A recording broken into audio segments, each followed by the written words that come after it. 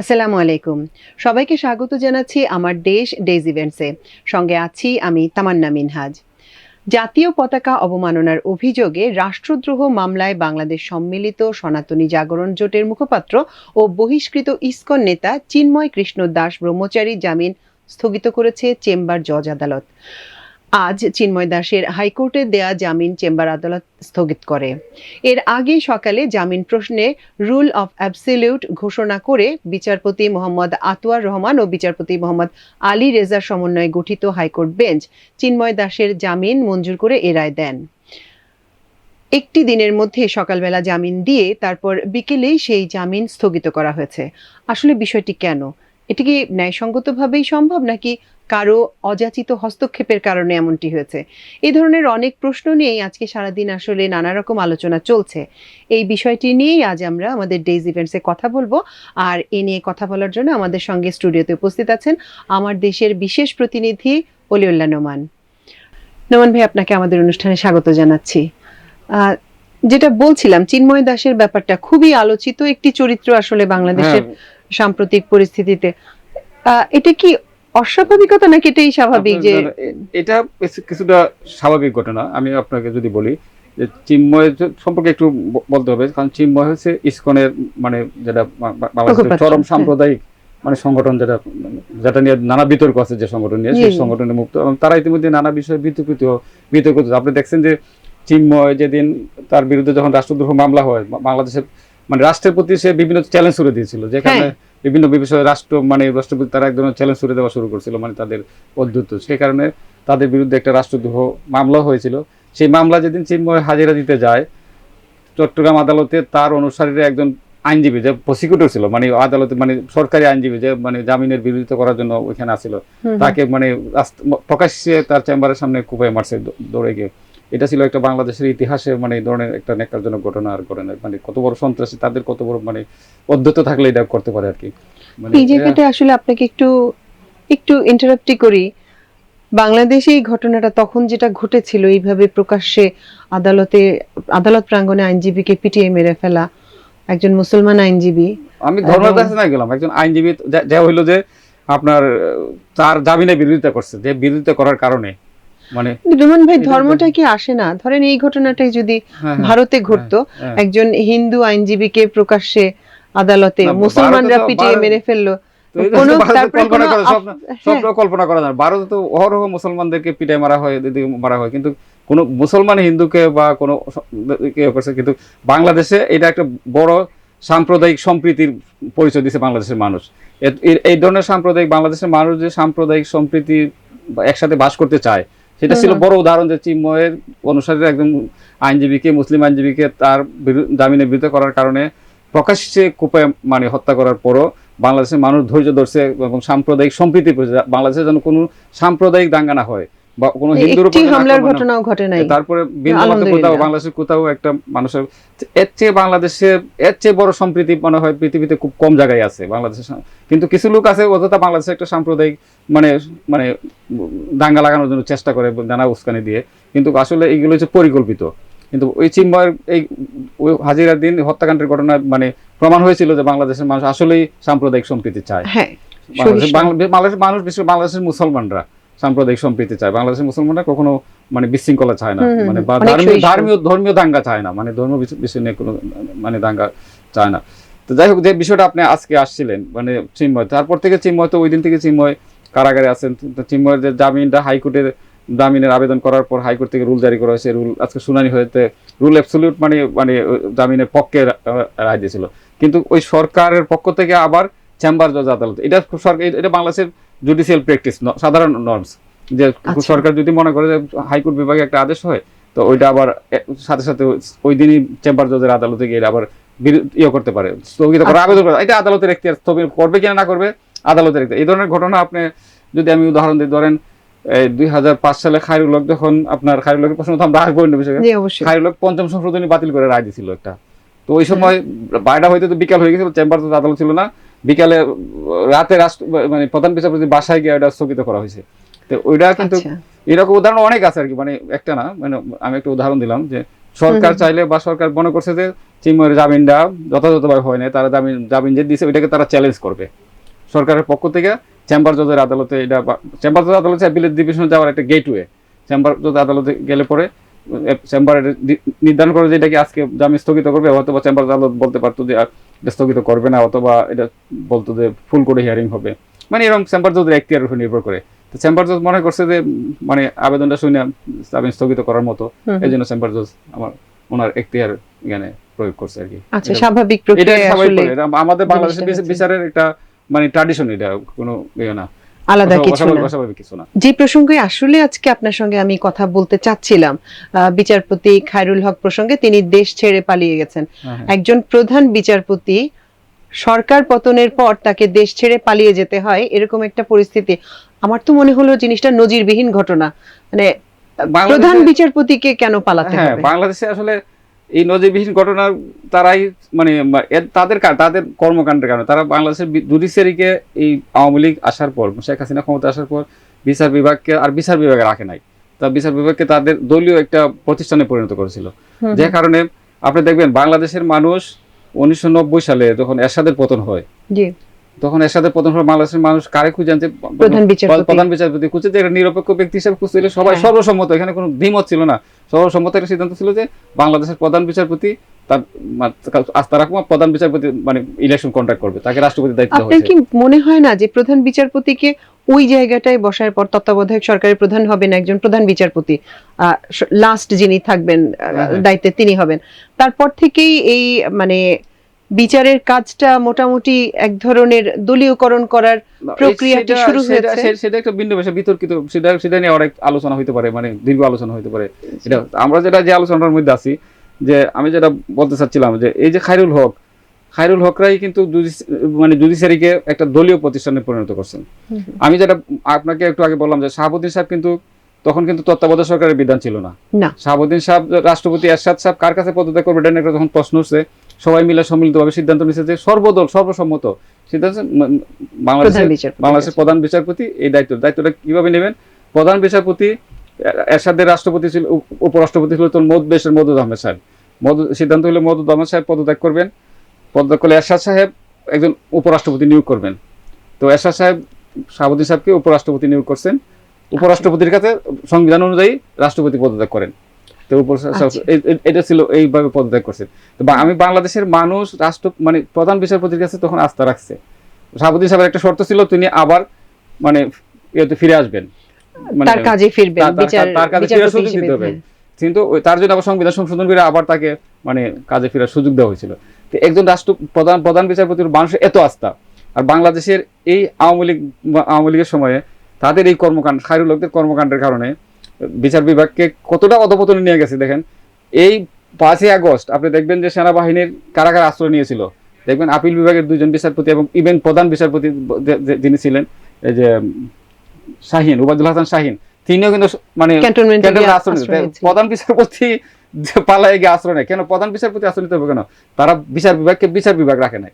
এই খায়রুল হকরা বিচার বিভাগ মানে রাখে না, তারা একদম দলীয় চেয়েও মানে বেশি কিছু করছেন, মানে বাংলাদেশের বিচার বিভাগ ধ্বংস করার জন্য এবং বাংলাদেশের গণতন্ত্রকে, মানুষের যে ভোটের যে একটা সংস্কৃতি তৈরি ছিল বাংলাদেশে, এই সংস্কৃতিটাকে ধ্বংস করার জন্য বাংলাদেশ এই খায়রুল হক, ওবায়দুল হাসান শাহিন যারা যা করছেন, সেটার জন্য তাদের প্রায়শ্চিত্ত হিসেবে তারা মানে শেখ হাসিনার পতনের সাথে সাথে তাদেরও পালাইতে হয়েছে। এটা হলো বাংলাদেশের মধ্যে একটা নজিরবিহীন ঘটনা। ঠিকই বলছেন, পৃথিবীর কোনো দেশে মানে প্রধান বিচার মানে যত বড় বিপ্লব অভ্যুত্থান হোক, বিচার বিভাগের প্রধান বিচারপতি পালিয়ে গেছে, আমার মনে হয় না এরকম নজির পৃথিবীতে আছে বা ইয়ে করছে। এটা তো একটা নজিরবিহীন ঘটনা। মানে বাংলাদেশে তো নজিরবিহীন অবশ্যই, মানে পৃথিবীতে এরকম উদাহরণ খুঁজে পাবেন কিনা। বিচারালয় সম্পর্কে মানুষের একটা শ্রদ্ধা থাকে, এই শ্রদ্ধার জায়গাটা তারা নষ্ট করছে, তারা নিজেরা নষ্ট করছে। যেটা একবার চলে যায় সেটা কিন্তু আবার প্রতিষ্ঠিত করা খুব কঠিন হয়ে যায়। আপনি খায়রুল হকের যদি 2-1টা মামলার উদাহরণ দিতেন তার রায়ের ক্ষেত্রে। হ্যাঁ, আমি খায়রুল হক, আপনি দেখেন খায়রুল হক, আমি যদি শুরু করি, খায়রুল হক দেখেন শেখ হাসিনা ক্ষমতা আসে, খায়রুল হক যেদিন প্রধান মানে বিচার বিভাগ 1998 সালে যখন খায়রুল হক শপথ নেন, মানে এই যেদিন শপথ নেয় ওই দিনে কিন্তু উনি একটা বেঞ্চে ধরেন বসানো হয়েছে তারে, যে বেঞ্চটা মানে যে বিষয়টা নিয়ে অনেক বিতর্ক ছিল, মানে এর আগে শেখ মুজিবের মামলার আপিল শুনানিতে 4টা বেঞ্চ বিব্রত বোধ করছে। হ্যাঁ, তখন হ্যাঁ। তখন কোনো বিচারক হাইকোর্টের ব্যাপারে দুজন একসাথে পাওয়া যাচ্ছিল না যে বিচার শুনানি করবে। তার সাথে নিশ্চয়ই তার সাথে এমন বোঝাপড়ার মাধ্যমে তারা বিচারপতি বানানো হয়েছে এবং ওনাকে একজনের সাথে দেওয়া হয়েছে। ওই দিনই শেখ মুজিবের মামলা ওই তার বেঞ্চে শুনানি শুরু হয়েছে, ওই বেঞ্চে, এবং আচ্ছা। ওখানে নিষ্পত্তি হয়েছে। আমরা চাই বিচার হোক, শেখ মুজিবের মামলা বিচার হোক না, এটা আমরা চাই না। মানে উদাহরণটা এই কারণে দিলাম যে হাইকোর্ট বিভাগে তখন অনেক বিচারক ছিল, কিন্তু অনেকেই বিব্রত বোধ করতেছিলেন। 4টা বেঞ্চ অলরেডি সরাসরি বিব্রত বোধ করছেন, অনেকেই শুনতে রাজি হচ্ছিলেন, আমি যতটুকু জানি, যে এই মামলা শুনানি করতে তারা আগ্রহী না। সেই জন্য আগ্রহী একজন বিচারপতি নিয়োগ দিয়েছেন সারি লোককে, যার সাথে আরেকজন ছিল রুহুল আমিন। তো রুহুল আমিনের সিনিয়র বিচারপতি একসাথে বসে উনি ওনার রায় দিয়েছেন। রুহুল আমিন রায় দিয়েছেন, মানে ডিফারেন্ট রায় ছিল দুজনের। আচ্ছা, এটা ছিল একদম শুরুতে তার চাকরি জীবন শুরুটা করলাম। এরপর তো তিনি পদে পদে বিতর্কিত হয়েছেন। তিনি এই 2010 সালে 9 সালে মানে শেখ হাসিনা ক্ষমতা আসার পর, মানে স্বাধীনতার ঘোষক কাউকে, শেখ মুজিব ছাড়া কাউকে বলা যাবে না, বললে মানে সংবিধান বিরোধী হবে, এই ধরনের একটা রায় দিয়েছেন যে স্বাধীনতার ঘোষক কত শেখ মুজিব, মানে জিয়াউর রহমান স্বাধীনতার ঘোষণা। এই রায়ের প্রতিবাদ বিন্দু মানে খুবই ভদ্র ভাষায় প্রতিবাদ করছিলেন আমাদের এই শ্রদ্ধেয় ডক্টর এমাজউদ্দিন স্যার মরহুম। এমাজউদ্দিন স্যার তখন ঢাকা বিসি ছিলেন, বা বাংলাদেশের প্রখ্যাত রাষ্ট্রবিজ্ঞানী। ওনার সমমানের রাষ্ট্রবিজ্ঞানী এখন পর্যন্ত বাংলাদেশে আছে, আরেকজন আছেন কিনা আসেন নাই। তো উনি একটু মৃদু প্রতিবাদ করছিলেন, মানে সমালোচনা করছিলেন যে রায়ে। এই জন্য এমাজউদ্দিন স্যারের মতো লোককে উনি মানে হাইকোর্টে ওনার রুল দিয়ে ডাকাই নিতে, মানে আদালত ওনার রুল দিয়ে ওনাকে হাজির করতেছে। আমাদের স্যার মানে নিয়ম অনুযায়ী স্যার বর্ধমান সুখানকে ক্ষমা চাইছেন, আমরা ক্ষমা চাই নাই, কিন্তু উনি তখন স্যার ক্ষমা চাই মানে রেহাই পাইতে হয়েছিল যে তার। আপনার মাহমুদ ভাইয়ের ব্যাপারটা তো একদম অন্যরকম ছিল।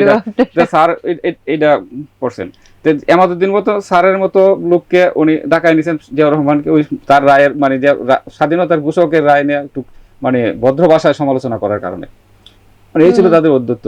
তো এইটা করছেন উনি, স্বাধীনতার ঘোষক উনি, মানে যে শেখ মুজিবকে বলতে হবে, মানে জোর করে মানে চাপাই দিচ্ছেন, মানে বিচার বিভাগকে ব্যবহার করে। পৃথিবীর ইতিহাস বিচার বিভাগ লিখবে না, ইতিহাস তো লিখবে স্বাধীনতার ঘোষক বা স্বাধীনতার বিষয় নিয়ে ইতিহাস লিখবে ইতিহাসবিদরা।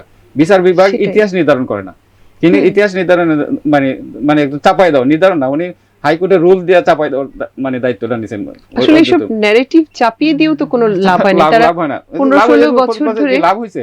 তারপরে উনি আরো কি করছেন, একটা মন সিনেমা হল, মানে একটা এই সময় শেখ মুজিব কিছু জিনিস জাতীয়করণ করছিলেন না, অনেক প্রতিষ্ঠান জাতীয়করণ করছিলেন। তারপরে এই সামরিক অনেক হয়েছিল।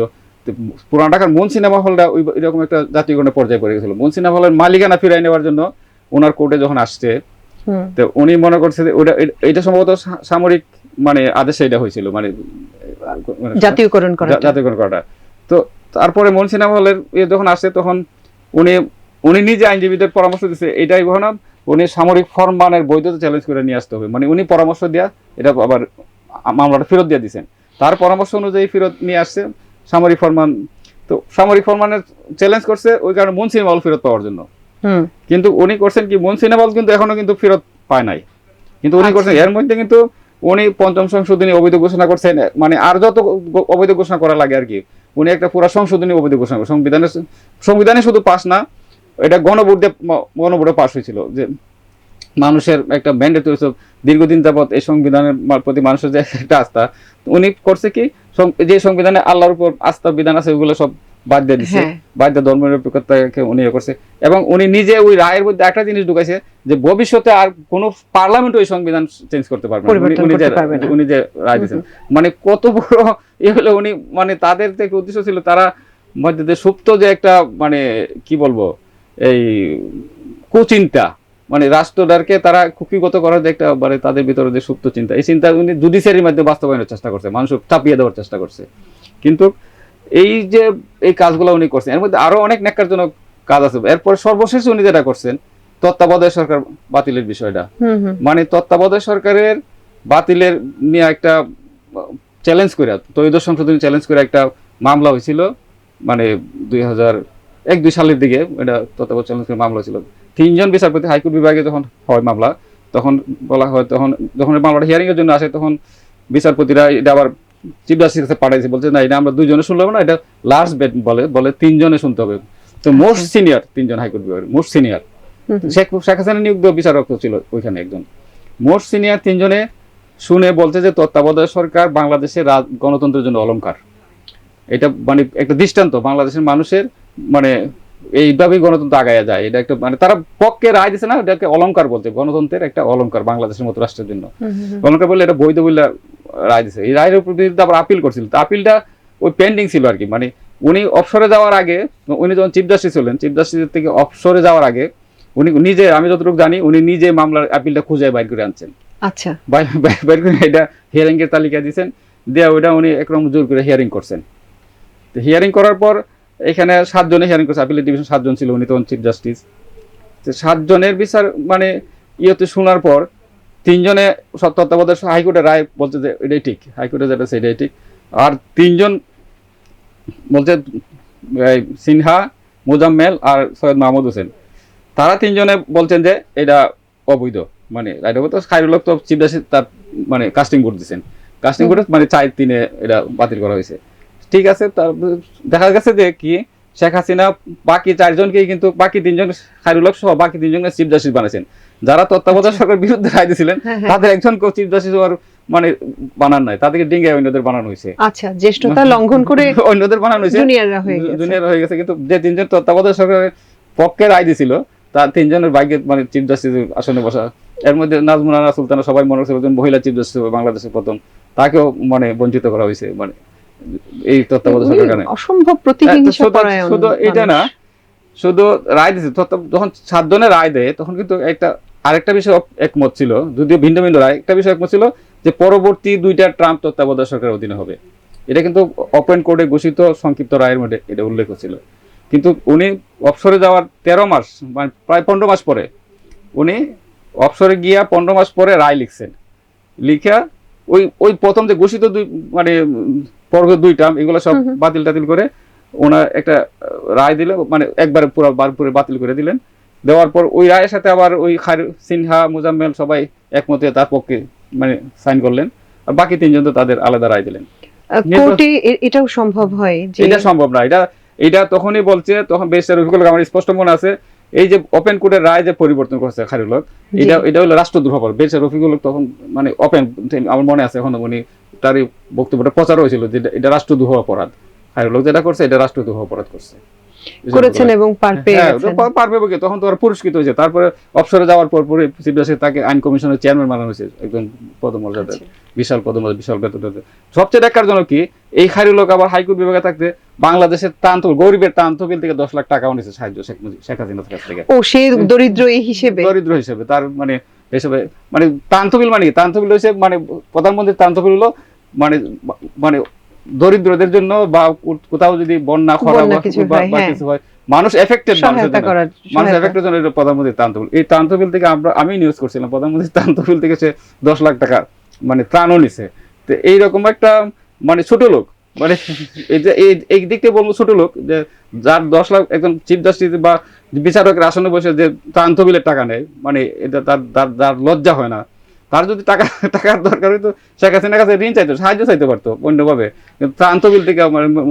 এবং আমি যখন নিউজ করি আমি এটা জানি, ওনার যে বিউ ছিল, যে বিউ বলতেছিল যে আমি স্যারকে বলছি, স্যার এটা মানে চেকটা দিচ্ছে জমা দেওয়ার জন্য, তো বলছে যে স্যারকে আমি বলছি, স্যার এটা তো ভবিষ্যতে এটা হতো, বলতে মানে খুব ধমক দিচ্ছে, বেটা তোরে দিচ্ছে জমা দিতে, তুই আবার এত বেশি বুঝিস না, বিষয়টা বুঝছেন?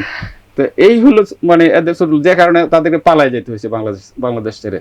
তাও এয়ারপোর্ট দেন, আমি যতটুকু মানে এ করছি, সে তার পালাই গেছে মানে সীমান্ত দিয়ে, ভারতের কোন একটা সীমান্ত দিয়ে ভারত হয়ে সে ইংল্যান্ডে গেছে, ইংল্যান্ডে আছে। বাংলাদেশের ক্ষেত্রে সরকার পতনের পর প্রধান বিচারপতির পালিয়ে যাওয়াটা নজিরবিহীন, কিন্তু আওয়ামী লীগের আমলে প্রধান বিচারপতির পালিয়ে যাওয়ার ঘটনা কিন্তু নজিরবিহীন কিছু না। এসকে সিনহাও এর আগে দেশ ছাড়তে বাধ্য হয়েছিল, বের করে দেওয়া হয়েছিল তাকে। যদিও এসকে সিনহা শেখ হাসিনার একজন মানে অতি বিশ্বস্ত ছিল, মানে একদম অতি বিশ্বস্ত। বাংলাদেশের জুডিশিয়ারি ধ্বংস করা, বাংলাদেশের মানে গণতন্ত্র যে একটা ধারাবাহিকতা ছিল, বাংলাদেশের গণতন্ত্র ধ্বংস করা, এর অন্যতম কারিগর ছিল এই খায়রুল হক এবং এই সিনহা এবং মোজাম্মেল। কিন্তু মোজাম্মেল এখনো আছে। আমার মতে এই সরকার বা যে কোনো একটা সরকারে আসার আগে বাংলাদেশের এই 15 বছরের অবিচারের জন্য, ভোট ডাকাতির জন্য এদেরকে সবার আগে ধরা উচিত ছিল এবং রাষ্ট্রদ্রোহ অপরাধে এদের বিচার হওয়া শুরু হল। হাসিনার বিচারের জন্য সবাই বলে, কিন্তু আমার মতে তাদের বিচারটা সবার আগে হওয়া উচিত, যে কারণে তাদের কারণেই বাংলাদেশের রাষ্ট্রটা মানে এই পর্যায়ে নিয়ে গেছিল, যে রাষ্ট্রকে একটা ফেসিবাদের যে একটা চূড়ান্ত রূপ দিতে তারা ছিল সব মানে পিছনের শক্তি। তো পিছনের শক্তিকে সবার আগে মানে ধরা উচিত ছিল, কিন্তু বাংলাদেশ সরকার কেন তাদেরকে ধরলো না বা এখনো ধরছে না, এটা আসলে খুবই রহস্যজনক। এটা তো ধরবে না, এটা আসলে খানিকটা বোঝাও যাচ্ছে, কারণ 5ই আগস্টের পর তারা ছিলেন, তিনি বিশেষ করে খায়রুল হক ছিলেন ক্যান্টনমেন্টে গিয়ে তিনি নিরাপত্তার আশ্রয় নিয়েছিলেন, তারপর তিনি বের হয়ে এসে লুকিয়েছিলেন এবং কোনো একটা সময়ের মধ্যে তিনি সীমান্ত অতিক্রম করে দেশ ছেড়ে চলে গেছেন। এখন এটা তো বোঝাই যায় কোনো না কোনো একটা ভাবে হয়তো সর্বোচ্চ যতভাবেই হোক মানে তারা যদি মানে রেহাই পাওয়া যায়, এটা বাংলাদেশের জন্য, সব বাংলাদেশের মানুষের জন্য, বাংলাদেশের যারা গণতন্ত্রে বিশ্বাস করে তাদের জন্য সবচেয়ে দুর্ভাগ্যজনক। আমার মতে প্রত্যেকটা রাজনৈতিক দলের সব প্রথম দাবি হওয়া উচিত ছিল খায়রুল হককে মানে গ্রেফতার করতে হবে। এটা আমি যদি কোনো রাজনৈতিক দলের সাথে থাকতাম, বা আমি কিন্তু প্রতিনিয়ত লিখছি, আমি যদি বলতে পারেন যে আপনি, আমি আমার জায়গা থেকে প্রতিনিয়ত আমি লিখছি যে খায়রুল হক সহ তাদেরকে গ্রেফতার করা হোক, তাদের গ্রেফতারের দাবি জানাইছেন। কিন্তু বাংলাদেশের রাজনৈতিক দলগুলো কেন জানি মানে তাদের দাবি, গ্রেফতারের দাবিটা একবার ওঠায় না। আমি জানি না, তারা হয়তো তারা বেশি চিন্তা করেন রাষ্ট্র নিয়ে বা বেশি করতে পারেন, অনুভব করতে পারেন। কিন্তু আমার জায়গা থেকে আমি মনে করি, আমি ক্ষুদ্র জায়গা থেকে বা আমি ক্ষুদ্র মানুষ হিসেবে মনে করি, খায়রুল হক, সিনহা, মুজাম্মেল, সৈয়দ মাহমুদ হোসেন এই বাংলাদেশের গণতন্ত্র ধ্বংসের জন্য, বাংলাদেশের মানুষের ভোটের অধিকার কেড়ে নেওয়ার জন্য, রাষ্ট্রটাকে ফেসিবাদী শেখ হাসিনা হাতে ফেসিবাদী রূপ দেওয়ার জন্য, শেখ হাসিনাকে শক্তিশালী করার জন্য তাদের আগে বিচার হওয়া উচিত। এদের কারণেই বাংলাদেশের হাজার হাজার মানে তরুণকে জীবন দিতে হয়েছে, বহু মানুষ গুম হয়েছে, বহু মানুষ খুনে শিখেছে। নেপথ্যে তাদের মানে তারা ছিলেন শেখ হাসিনার সবচেয়ে বড় সহযোগী। এরা যদি এই সহযোগিতা না করতো, বিচারালয়কে যদি ব্যবহার করে, ব্যবহার না, বিচারের চেয়ারগুলোকে অপব্যবহার করে যদি তারা এই কাজগুলো না করতো, তাহলে শেখ হাসিনা এত কিছু করার সুযোগ পেত না। জিনিসটা আসলে খুবই দুর্ভাগ্যজনক। আপনি রাজনৈতিক দলগুলোর কথাও বলছিলেন। রাজনৈতিক দলগুলোর তো এখন যা দেখা যাচ্ছে মূল ফোকাসটা হয়ে গিয়েছে নির্বাচনের দিকে, যত দ্রুত নির্বাচনে যাওয়া যায়, আর তারপরে আর যা কিছু আছে আগে পরে সবকিছুই তারপরে হবে, এরকম একটা পরিস্থিতির মধ্যে আমরা আসলে ঢুকে গেছি। কারণ বিচার বলতে আওয়ামী লীগের যে নেত্রী তার বিচার করা বা তার সংশ্লিষ্ট দুই একজনকে বিচার করলেই কি ফ্যাসিবাদী আমলে যে অন্যায়গুলি হয়েছে বা অন্যায়গুলোর সঙ্গে সঙ্গে আমরা রাষ্ট্রীয়ভাবে যতটা পিছিয়ে গেছি, প্রতিষ্ঠানগুলো ধ্বংস হয়েছে, এই সমস্ত বিচার কি আসলে শুধু একটা দুইটা মুখের বিচার করলেই হয়ে যায়? সংস্কার তো ওইভাবে আসবে না। হ্যাঁ, আপনি যেটা বলেন, নির্বাচন অবশ্যই দরকার। বাংলাদেশে মানে একটা রাষ্ট্রকে দাঁড় করার গণতান্ত্রিক প্রক্রিয়া ছাড়া একটা রাষ্ট্র মানে দাঁড়াইতে পারে না। নির্বাচন অবশ্যই দরকার, বাট আমাদের এখানে যে একটা ফেসিবাদী দুঃশাসনের পর, একটা বিপ্লবের পর, একটা মানুষের তরুণ এবং ছাত্র জনতার যে একটা মানে অভ্যুত্থানের পর মানুষের মনের মাঝে যে একটা প্রত্যাশা জাগছে রাষ্ট্রটাকে মেরামত করা, রাষ্ট্রটা আসলে বাংলাদেশ রাষ্ট্রটা তো একটা মানে সবকিছু ভেঙে ফেলা হয়েছে, রাষ্ট্রীয় প্রতিষ্ঠান বলতে কিছু রাখা হয় না। তো এইগুলাকে একটা সিস্টেমের মধ্যে আনা, বাংলাদেশের রাষ্ট্রটাকে একটা সিস্টেমের মধ্যে আমার মনে হয় সব রাজনৈতিক দলগুলা, নির্বাচন অবশ্যই দরকার, নির্বাচনের জন্য একটা চাপ, পাশাপাশি রাষ্ট্রটাকে মেরামতের জন্য যে রুলস দরকার, এই রুলস গুলো আমার মনে হয় মানে করার সুযোগ দেওয়া দরকার তত্ত্বাবধায়ক সরকারকে। বর্তমান যারা আছে বা বাংলাদেশের সংবিধানকে বললাম না, সংবিধানকে খায়রুল হক যে প্রক্রিয়া রেখে গেছে এটাকে ছুঁড়ে ফেলে দেওয়া ছাড়া কোনো মানে আমি মনে করি কোনো উপায় নাই। যে এখন যদি এই সংবিধান রেখে যদি আপনি ইয়ে করেন, তো খায়রুল হকের সংবিধানে তো, খায়রুল হকের রায় অনুযায়ী সংবিধানে তো বলা হয়েছে সংবিধানের মূলনীতি কিছুই পরিবর্তন করা যাবে না।